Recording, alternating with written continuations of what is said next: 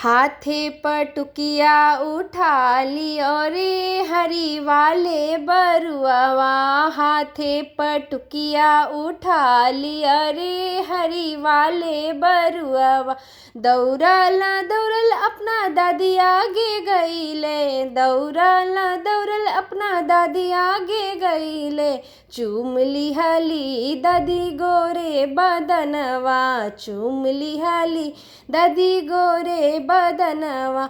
हाथे पटुकिया उठा लिया रे हरी वाले बरुआवा। हाथे पटुकिया उठा लिया हो हरी वाले बरुआवा। दौड़ल दौड़ल अपना यामा आगे गईले, दौड़ल दौड़ल अपना यामा आगे गईले। चूम लिहली अम्मा गोरे बदनवा, चूम लिहली अम्मा गोरे बदनवा। हाथे पटुकिया उठा लिया रे हरी वाले बरुआवा। हाथे पटुकिया उठा लिया रे हरी वाले बरुआवा। दौड़ल दौड़ल अपना फुआ आगे गईले, दौड़ल दौड़ल अपना फुआ आगे गईले। चूम लिहली फुआ गोरे बदनवा, चूम लिहली फुआ गोरे बदनवा। हाथे पटुकिया उठा लिया रे हरी वाले बरुआवा। हाथे पटुकिया उठा लिया रे हरी वाले बरुआवा।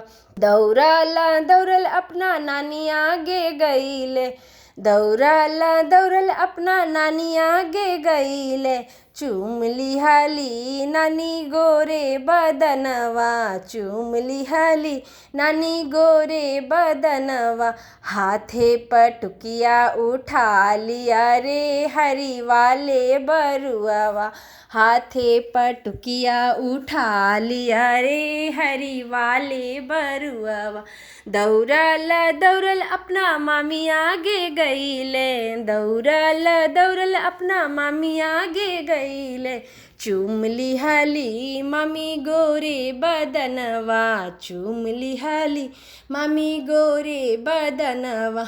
हाथे पटुकिया उठा लिया रे हरी वाले बरुआवा।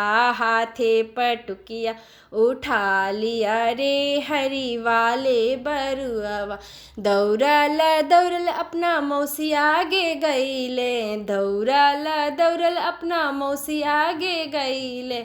चूम लिहली मौसी गोरे बदनवा, चूम लिहली मौसी गोरे बदनवा। चूम लिहली दादी गोरे बदनवा, चूम लिहली अम्मा गोरे बदनवा।